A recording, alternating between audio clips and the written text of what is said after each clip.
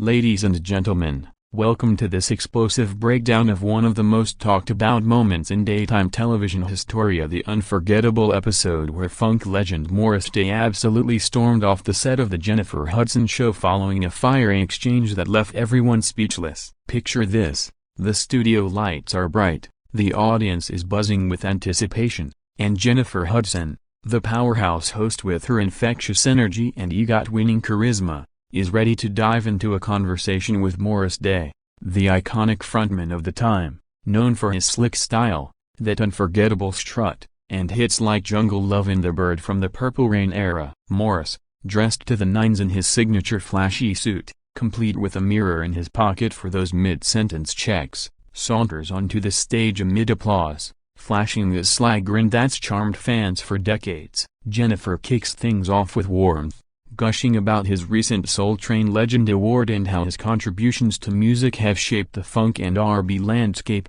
reminiscing about Prince's influence and the Minneapolis sound that put them on the map. The crowd eats it up, laughing as Morris recounts a lighthearted story from his high school days, ditching a date to jam with a young Prince at a dance, the kind of anecdote that sets a perfect tone for what should be a celebratory chat. But as the minutes tick by, Jennifer steers the conversation toward deeper waters, probing into the band's internal dynamics during the height of their fame, touching on rumored tensions with Prince over creative control and royalties that have long been whispered about in music circles. Morris starts off playful, deflecting with jokes about his valet Jerome and the chaos of touring, but there's a subtle shift in his posture, a tightening of the jaw that only the keenest observers might catch. Jennifer, ever the insightful interviewer, presses gently at first, asking if those old rivalries still linger, perhaps inspired by recent documentaries revisiting the Purple Rain legacy. The audience senses the pivot,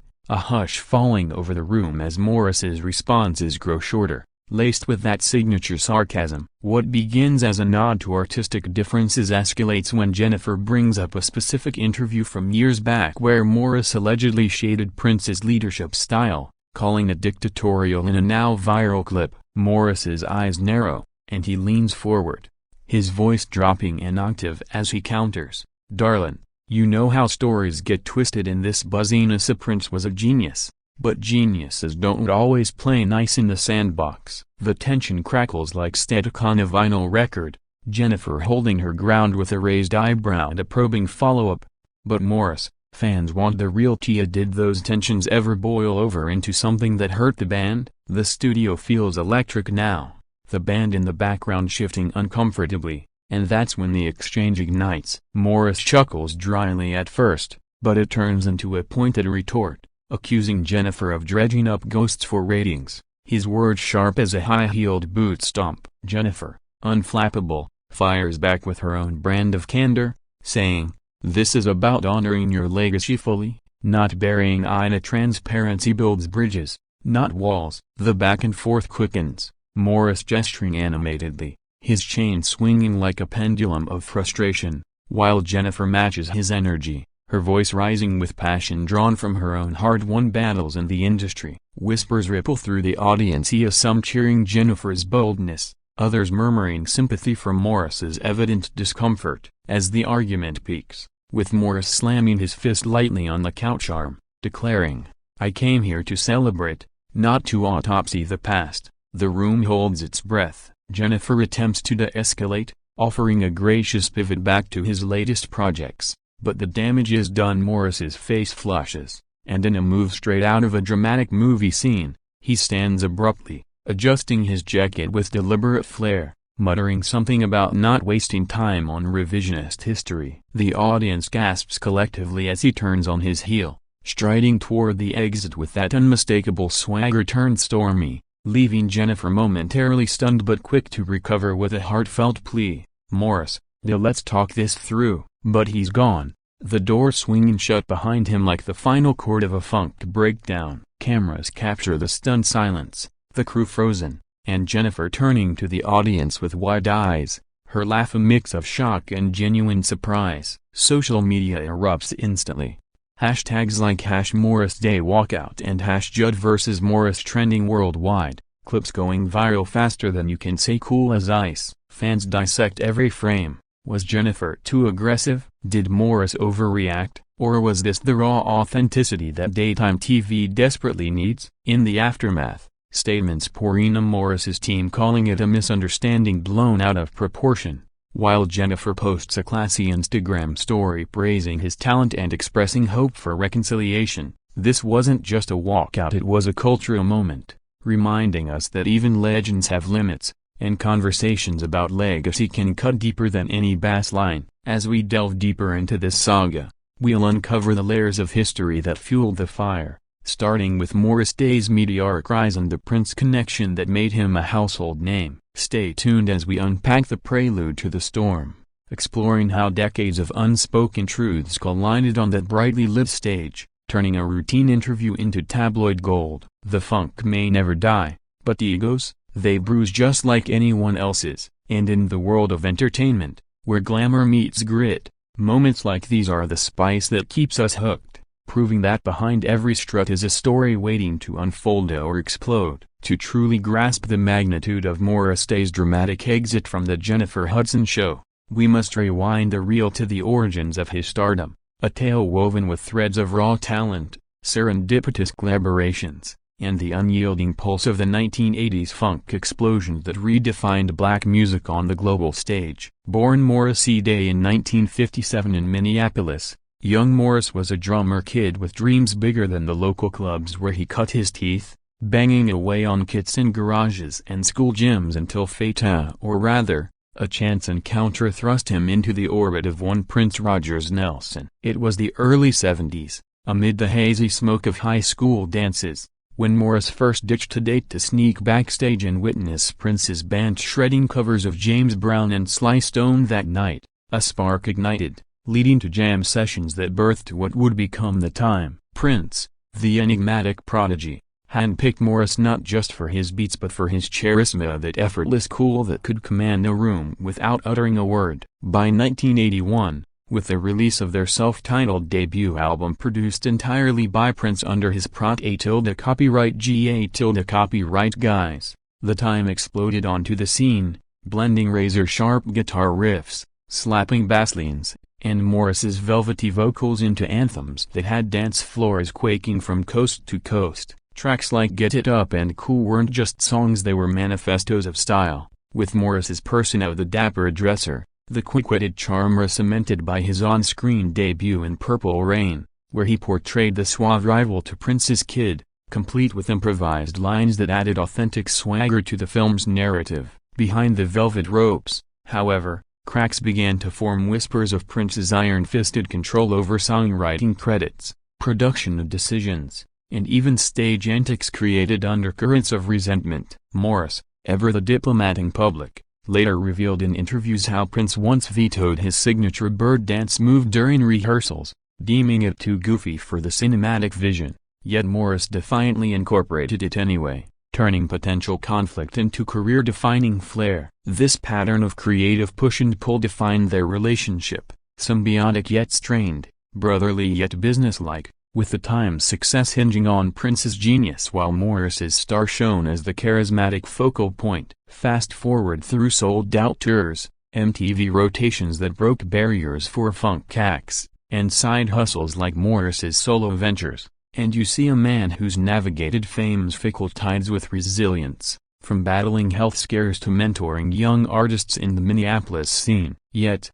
the Purple Rain shadow loomed large, with documentaries like the 2021 Welcome to the Power of Now peeling back layers on exploitative contracts and uncredited contributions that left band members feeling like footnotes in Prince's epic. Morris, in rare candid moments, has alluded to these grievances without bitterness, often framing them as the cost of dancing with a legend, but the wounds evidently festered. Enter Jennifer Hudson, whose own trajectory from American Idol underdog to Oscar darling mirrors Morris's underdog to icon arc, positioning her as the perfect foil for such a dialogue. Her show, launched in 2022 amid the talk TV wars, thrives on vulnerability, a guest spilling tea on triumphs and traumas, from celebrity feuds to personal redemptions. When booking Morris, producers likely eyed the Prince nostalgia wave, fresh off the estate's archival releases, aiming for feel-good remembrances laced with light shade. But Jennifer's style is no holds barred. She's drawn from her experiences with Dreamgirls drama and family tragedies to craft interviews that probe psyches,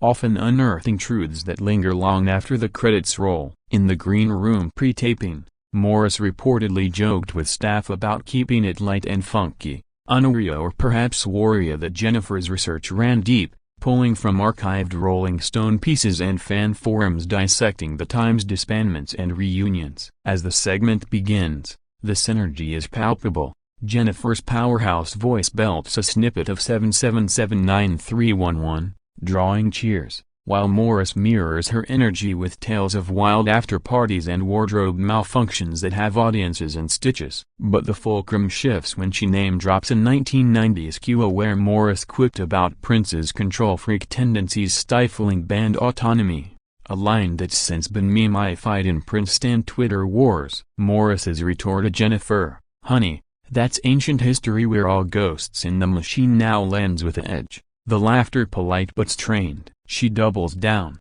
her eyes sparkling with genuine curiosity. "But didn't that dynamic inspire some of your fiercest creativity? Like owning the screen in Purple Rain despite the pushback?" It's a compliment wrapped in a challenge, and Morris, sensing the trap, counters with fervor, his voice rising like a crescendo in Ice Cream Castles. The exchange devolves rapidly in accusations of exploiting pain for clicks from Morris, met with Jennifer's impassioned defense of celebrating the full spectrum of black excellence, scars and all. The audience, a mix of boomers reminiscing and Gen Z discovering funk via TikTok, is divided. Some applaud Morris's boundaries, others cheer Jennifer's tenacity. As he rises, the walkout isn't mere petulance, it's a reclaiming of narrative, a refusal to be reduced to rivalry's victim. Post-incident, clips flood algorithms, sparking think pieces and vibrant essence on celebrity accountability versus privacy in the social media age. Morris's phone blows up with support from old bandmates,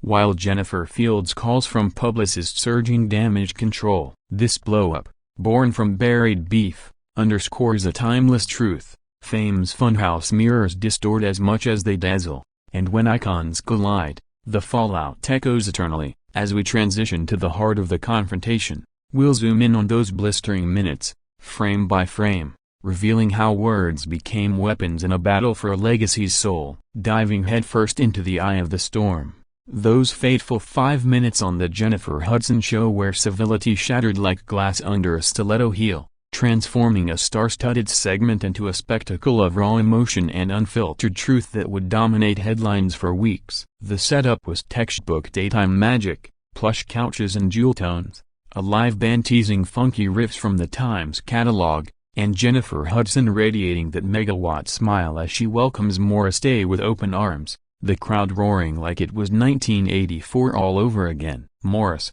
you are the epitome of cool. Tell us, how does it feel to be the man who made pimp strutting a verb?" she teases, eliciting his trademark laugh, deep and rumbling, as he settles in, crossing his legs with the poise of a man who's owned stages from the Super Bowl to small-town juke joints. They bond instantly over shared Chicago-Minneapolis roots, a Jennifer hailing from the Windy City, Morris from the frozen tundra, swapping stories of Midwestern grit fueling their rises, from church choirs to Apollo stages. Morris opens up about the Soul Train nod, his voice softening as he credits Don Cornelius for amplifying black voices when mainstream radio wouldn't touch them, a poignant nod that has the audience dabbing misty eyes. Jennifer mirrors the vulnerability, sharing how her gospel background informs her hosting ethos. "We lift each other up, even when it's hard." The flow is seamless, laughter punctuating anecdotes of Prince's eccentricities, like gifting Morris a custom purple suit riddled with hidden pockets for emergency snacks, until Jennifer, with the subtlety of a seasoned journalist, veers into thornier territory. Speaking of Prince's vision, she says, her tone shifting to one of respectful inquiry, "I've read how he shaped the Times sound but also clashed on credits. So how did that fire your solo path?" Morris pauses, his fingers drumming the armrest like a subdued drum solo, before responding with measured charm, "Prince was the architect, we were the flashy facade." Tensions? Sure, but that's rock and roll family drama. The audience chuckles, sensing the sidestep, but Jennifer, undeterred, leans in. Family drama can scour, though. In that '95 interview, you called it creative suffocation. Does that still sting? It's the spark to the powder keg. Morris's smile fades, replaced by a steely gaze. His reply laced with frost. Sting, darlin', it built empires. But dredging it up here feels like picking at a healed wound for sport. The studio temperature plummets, the band's playful vamp fading into awkward silence as Jennifer counters, her voice steady but edged. Not sport, Maurice a story. Fans deserve the unvarnished you, the one who triumphed despite the giants. What follows is a verbal volley that could rival a tennis rally at Wimbledon, each serve sharper than the last. Morris accuses her of sensationalism disguised as sisterhood, gesturing broadly to encompass the cameras, the crew, the invisible producers scripting empathy for profit. Jennifer parries with fire, drawing from her own playbook. I've been the underdog grilled on national TV. Transparency freed me. Hiding the hard parts dishonors the hustle. The audience erupts in wave as it claps for her resilience, murmurs for his privacy while Morris's agitation builds, his foot tapping in erratic rhythm, chains clinking like warning bells. He interjects with a zinger. You want tea? Phineas Prince once yanked our tour bus over mid-argument, made us run laps like boot camp, built character, or broke spirits. Jennifer nods empathetically at first, but presses. And you walked away stronger, right? That's the legend we celebrate. That's the tipping point. Morris bolts upright, his voice booming. Stronger, or silenced? This ain't celebration, it's cross-examination. The exchange crescendos as he paces, Jennifer rising halfway from her seat, hand extended in plea. Morris, see to let's honor the joy, not just the jagged edges. But he's beyond reach, words tumbling out in a torrent. Joy? Try exploitation. I poured my soul into that era, got footnotes for fame. You think a smile erases that? The final blow lands when Jennifer,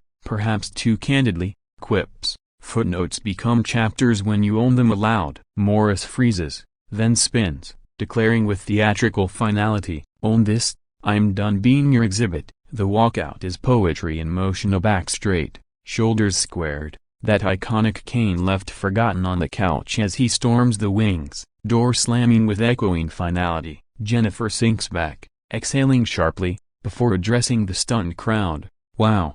That was real. Y'all, pray for peace in those houses. Cut to commercial, but the internet's already ablaze. Reactions pouring in from Jamie Foxx tweeting support for Morris to Questlove podcasting a deep dive on Prince time lore. Analysts later frame it as generational clash. Jennifer's millennial transparency versus Morris's boomer guardedness, both valid in an industry that chews up candor. Yet, beneath the drama lies a profound catharsis. These exchanges force reckonings, airing grievances that therapy sessions alone can't touch. As fallout ripples, Morris holds up in his LA pad, phone off, while Jennifer trends for her grace under fire. This wasn't pettiness, it was a portal to unspoken pains. A reminder that interviews aren't interrogations but invitations to heal or at least howl at the moon together. Peering ahead, we'll explore the social media maelstrom that followed, how trolls and truth-tellers alike turned this tempest into a teachable moment on fame's fragile fault lines. In the digital deluge that cascaded immediately after Morris Day's thunderous departure from the Jennifer Hudson Show, the internet morphed into a coliseum of opinions, where keyboards clashed like cymbals in a funk frenzy, amplifying every nuance of the confrontation into a symphony of support,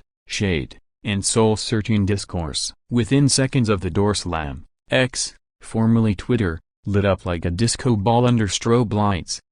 #Morris Day Walkout rocketing to the top trends alongside #Judd Fiery Exchange, with users from casual viewers to music historians weighing in with fervor that rivaled the debate itself.